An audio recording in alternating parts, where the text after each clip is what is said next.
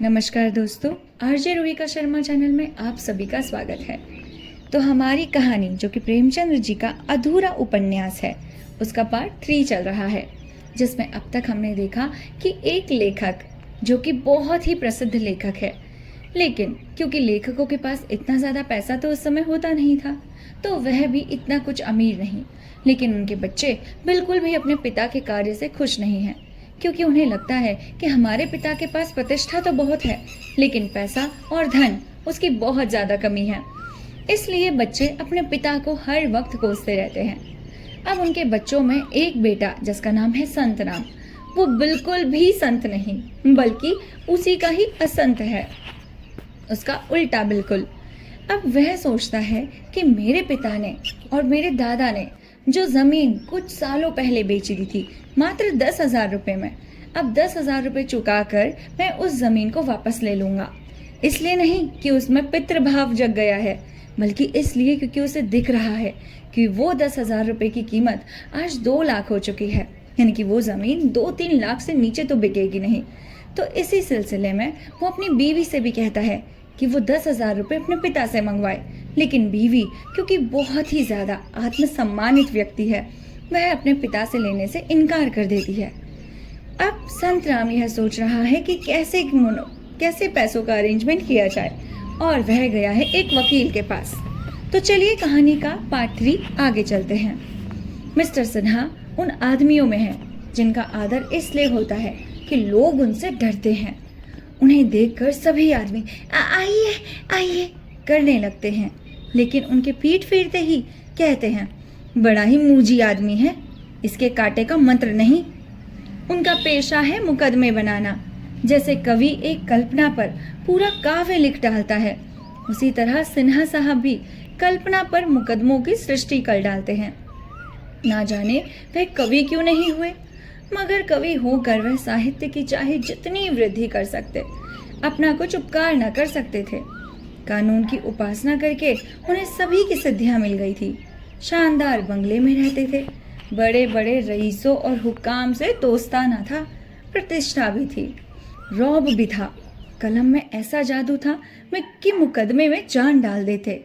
ऐसे ऐसे प्रसंग सोच निकालते, ऐसे ऐसे चरित्रों की रचना करते कि कल्पना सजीव हो जाती थी। बड़े बड़े घाघ जज भी उनकी तह तक न पहुंच सकते। सब कुछ इतना स्वाभाविक, इतना संबंध होता था कि उस पर मिथ्या का भ्रम हो तक न सकता। वह संत कुमार के साथ पढ़े हुए थे, दोनों में गहरी दोस्ती थी। संत कुमार के मन में एक भावना उठी और सिन्हा ने उसमें रंग रूप भरकर जीता जागता पुतला खड़ा कर दिया। आज मुकदमा दायर करने का निश्चय किया जा रहा है। 9 बजे होंगे। वकील और मुवक्किल कचहरी जाने की तैयारी कर रहे हैं। सिन्हा अपने सजे कमरे में मेज पर टांग फैलाए हुए लेटे हैं। गोरे चिट्टे आदमी, ऊंचा कद, एकहरा बदन, बड़े बड़े बाल, पीछे को कंघी से एंचे हुए, साफ मूछे, आंखों पर ऐनक, होठों पर सिगार, चेहरे पर प्रतिभा का प्रकाश, आंखों में अभिमान। ऐसा जान पड़ता है कोई बड़ा रईस है।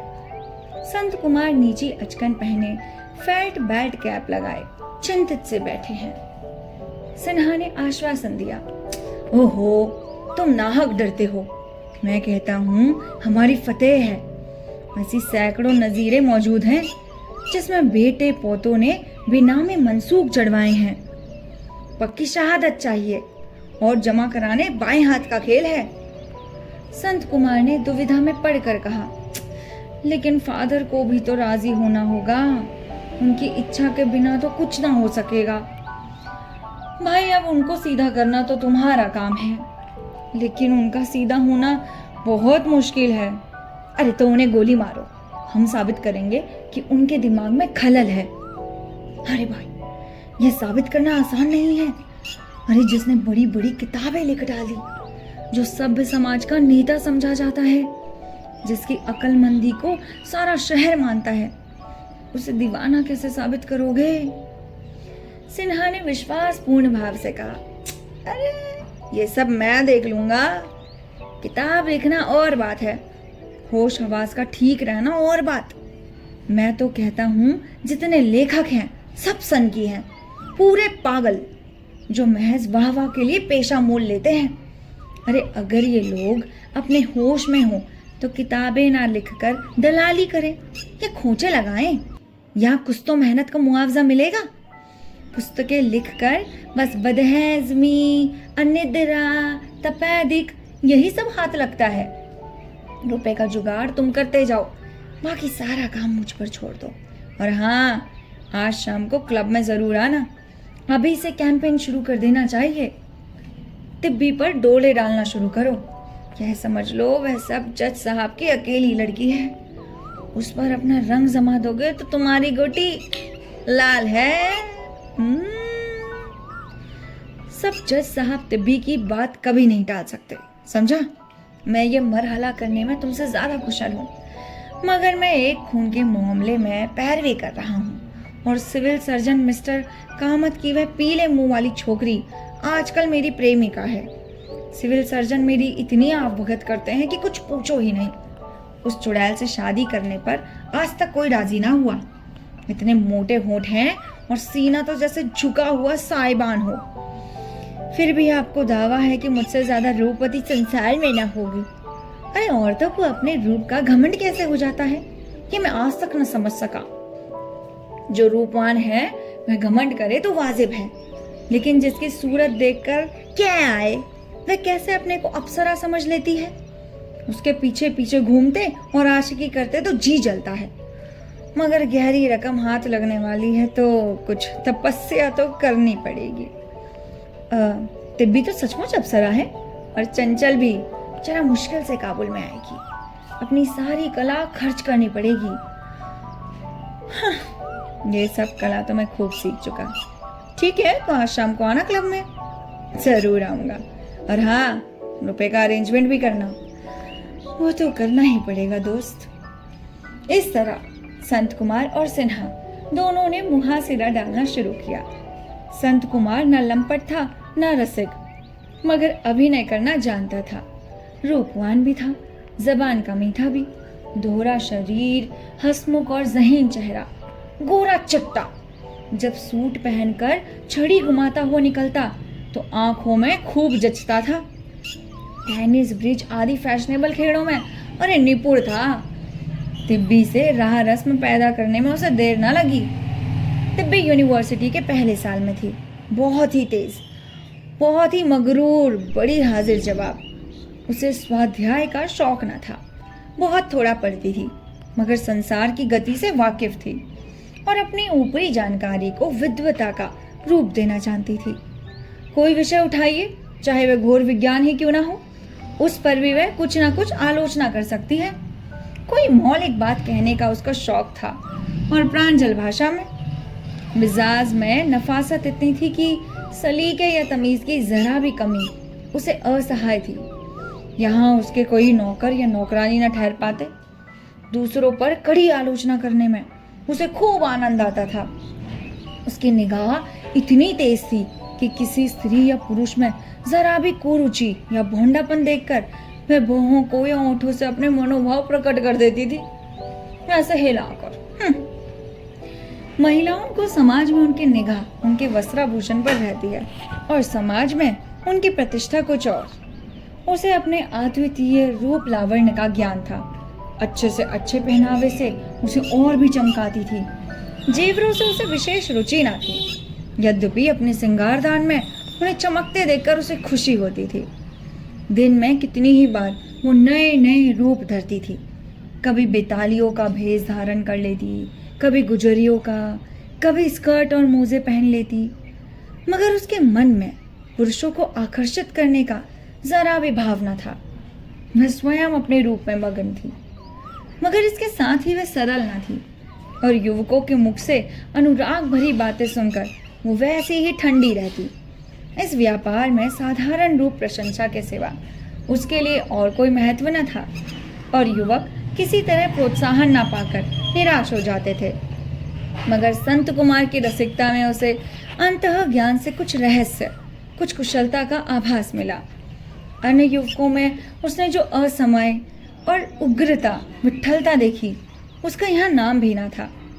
संत कुमार के प्रत्येक व्यवहार में संयम था, विधान था, सचेतता थी। इसलिए वह उनसे सतर्क रहती थी, उनके मनोरहस्यों को पढ़ने की चेष्टा करती थी। संत कुमार का संयम और विचारशीलता ही उसे अपनी जटिलता के कारण अपनी ओर खींचता। संत कुमार ने उसके सामने अपने को अनमैल विवाह के एक शिकार के रूप में पेश किया था और उससे उसको हमदर्दी हो गई। पुष्पा के रंग रूप की उन्होंने इतनी प्रशंसा की थी जितनी उसको अपने मतलब के लिए ज़रूरी मालूम हुई, मगर जिसका तब्बी से मुलाकात ना मुकाबला ना था। उसने केवल पुष्पा के फूहड़पन, बेवकूफ़ी, असहृदयता, निष्ठुरता की शिकायत की और तिब्बी पर इतना प्रभाव जमा लिया कि वह पुष्पा को देख पाती तो संत कुमार का पक्ष लेकर उससे लड़ती। अब एक दिन उसने संत कुमार से कहा, तुम्हें वो इतनी ही बेकार लगती है तो तुम उसे छोड़ क्यों नहीं देते? संत कुमार ने हसरत के साथ कहा, छोड़ कैसे दूं मिस त्रिवेणी, समाज में रहकर समाज के कानून तो मानने ही पड़ेंगे। फिर पुष्पा का इसमें क्या कसूर है? उसने तो आपको नहीं बताया। ईश्वर ने या संस्कारों ने या परिस्थितियों ने जैसा बनाया वैसी बन गई। मुझे ऐसे आदमियों से जरा भी सहानुभूति नहीं जो ढोल को इसलिए पीटे कि वह गले पड़े गई है। मैं चाहती हूँ वह ढोल को गले से निकालकर किसी खंदक में फेंक दे। मेरा बस चले तो मैं खुद उसे निकाल कर फेंक दूं। संत कुमार ने अपना जादू चलते देखकर मन में प्रसन्न होकर कहा, लेकिन उसकी क्या हालत होगी यह तो सोचो। तिब्बी अधीर होकर बोली, तुम्हें ये सोचने की जरूरत ही क्या है? अपने घर चले जाएगी या कोई काम करने लगेगी या अपने स्वभाव से किसी आदमी से विवाह कर लेगी। संत कुमार ने कह कहा मारा, तिब्बी यथार्थ और कल्पना में भेद नहीं समझती, कितनी भोली है। फिर उदारता के भाव से बोले, यह बड़ा टेढ़ा सवाल है कुमारी जी। समाज की नीति कहती है कि चाहे पुष्पा को देखकर रोज मेरा खून क्यों ना जलता रहे, एक दिन मैं इसी शोक में अपना गला क्यों ना काट लूं, लेकिन उससे कुछ नहीं हो सकता। छोड़ना तो असंभव है। केवल एक ही आक्षेप है जिस पर मैं उसे छोड़ सकता हूँ, यानी उसकी बेवफाई। लेकिन पुष्पा, मैं और चाहे जितने दोष हो, यह दोष नहीं है। अब संध्या हो गई थी। तिब्बी ने नौकर को बुलाकर बाग में गोल चबूतरे पर कुर्सियां रखने को कहा और बाहर निकल आई। नौकर ने कुर्सियां निकालकर रख दी। मानो ये काम समाप्त कर को जाने को हुआ। तिब्बी ने डांट कर कहा, कुर्सियां साफ क्यों नहीं की? देखता नहीं उन पर कितनी गर्द पड़ी हुई है? मैं तुझसे कितनी बार कह चुकी हूँ, मगर तुझे याद ही नहीं रहता। बिना जुर्माना किए तुझे याद आएगा या नहीं? नौकर ने कुर्सियों को पोंछ पोंछ कर साफ कर दिया और फिर जाने को हुआ। तिब्बी ने फिर डांटा, तू बार बार भागता क्यों है? मेजें रख दी, टी टेबल क्यों नहीं लगाया? चाय के तेरे सर पर पिएंगे। उसने बूढ़े नौकर के दोनों कान गर्मा कर दिए और धक्का देकर बोली, बिल्कुल गावदी है, मेरा पोंगा, जैसे दिमाग में गोबर भरा हुआ है। बूढ़ा नौकर बहुत दिनों का था। स्वामिनी उसे बहुत मानती थी। उसके देहांत होने के बाद उसमें कोई विशेष प्रलोभन ना था, क्योंकि इससे 1-2 रुपया ज़्यादा वेतन पर उसे नौकरी मिल सकती थी।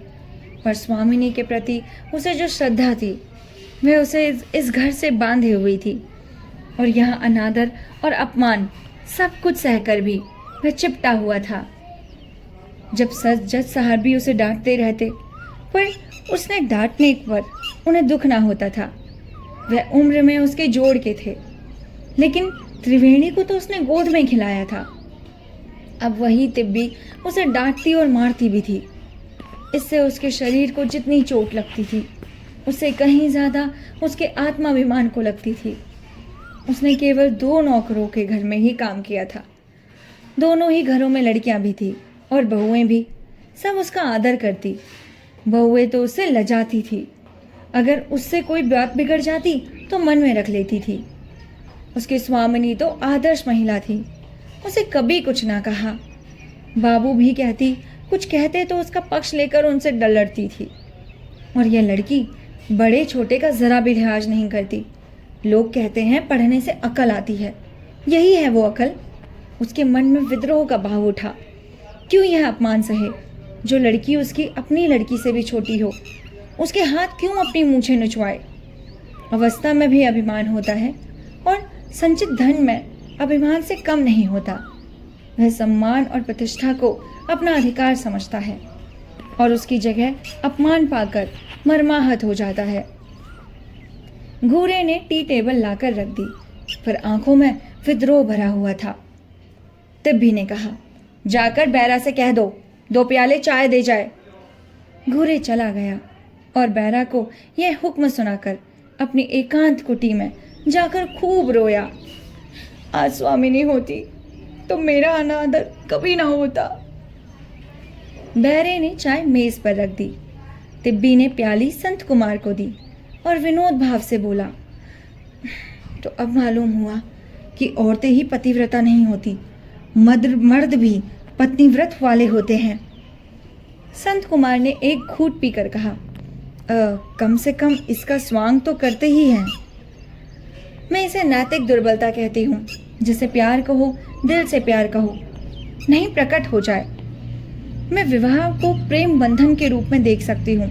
धर्म बंधन या रिवाज बंधन तो मेरे लिए असहाय हो जाए।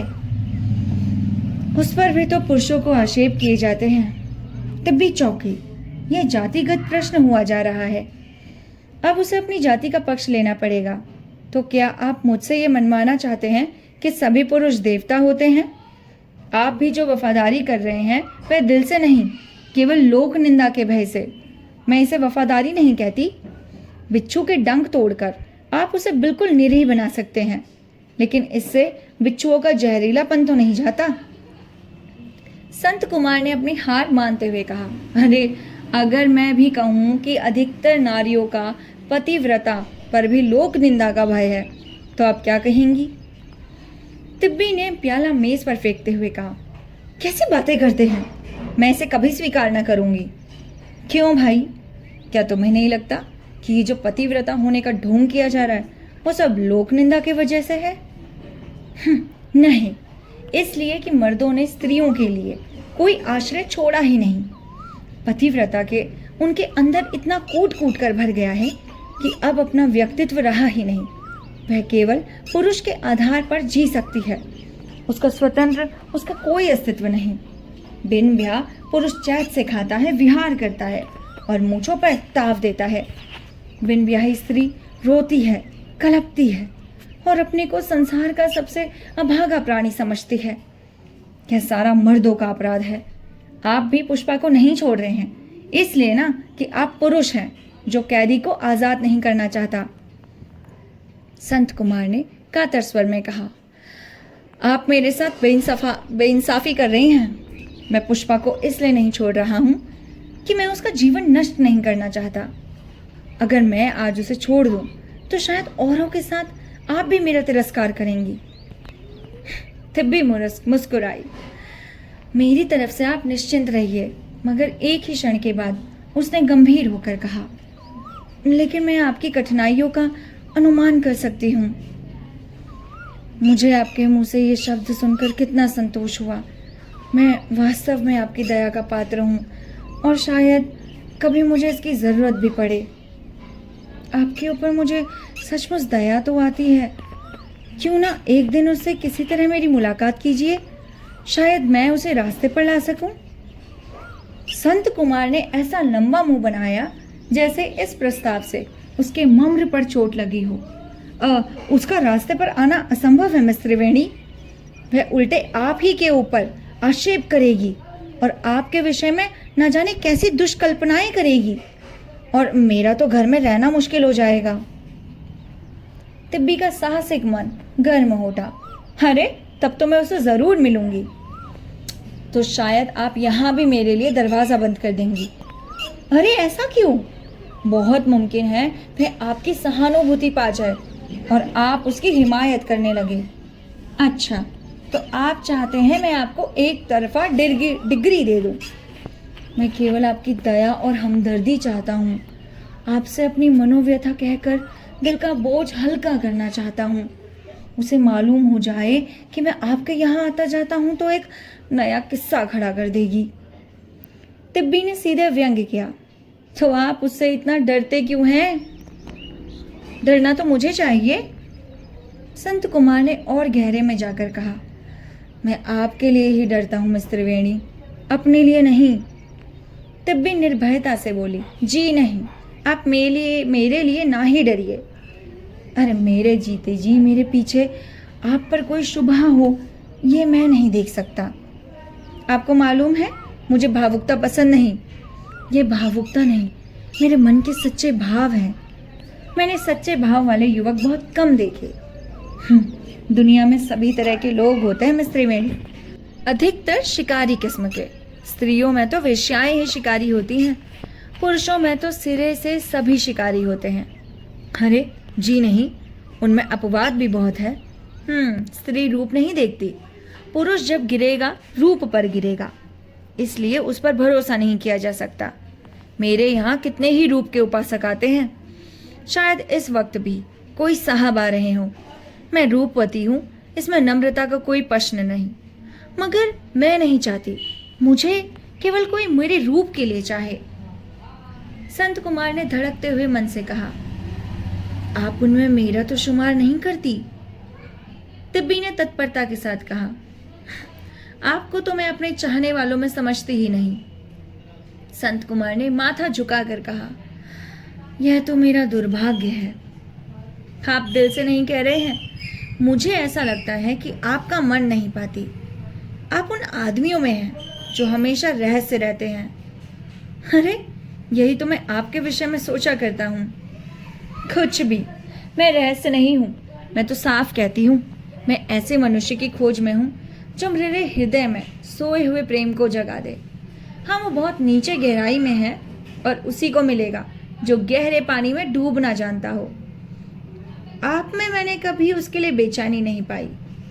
मैंने अब तक जीवन का रोशन पहलू ही देखा है और उससे ऊब गई हूँ। अब जीवन का अंधेरा पहलू देखना चाहती हूँ, जहाँ त्याग है, रुदन है, उत्सर्ग है। संभव है उस जीवन से मुझे बहुत घृणा हो जाए, लेकिन मेरी आत्मा यह स्वीकार नहीं करना चाहती कि वह किसी ऊंचे ओहदे की गुलामी या कानूनी धोखाधड़ी या व्यापार के नाम से की जाने वाली लूट को अपने जीवन का आधार बनाऊं। श्रम और त्याग का जीवन ही मुझे तथ्य जान पड़ता है। आज जो समाज और देश की दूषित अवस्था है, उसमें असहयोग करना मेरे लिए जुनून से कम नहीं। मैं कभी कभी अपने को ही घृणा करने लगती हूँ। बाबूजी को 1000 रुपये अपने छोटे से परिवार के लिए लेने का क्या हक है? मुझे बेकाम धंधे इतने आराम से रहने का अधिकार है, मगर यह सब कुछ समझकर मुझ में कर्म करने की शक्ति नहीं। इस भोग विलास के जीवन ने मुझे भी कर्महीन बना डाला। और मेरे मिजाज में अमीरी कितनी है यह भी आपने देखी होगी। मेरे मुंह से बात निकलते ही अगर पूरी ना हो जाए, मैं खुद ही बावली हो जाती हूँ। बुद्धि का मन पर कोई नियंत्रण नहीं है मेरे। जैसे शराबी बार बार हराम करने पर शराब नहीं छोड़ सकता, वही दशा मेरी है। उसी की भांति मेरी इच्छा शक्ति बेचैन हो चुकी है। इसलिए मैं चाहती हूँ कि अब मैं उसी स्थिति से गुजरूं। जिससे भी प्रेम करूं, उसका पैसा, उसका रूप देखकर नहीं, बल्कि उसके दिल में मेरे लिए प्यार देखकर। तो ये कहानी का पार्ट 3 यहीं पर ही हम विराम लगाते हैं। मिलते हैं आपसे कल पार्ट 4 के साथ। तब तक के लिए नमस्कार, अपना ख्याल रखिएगा।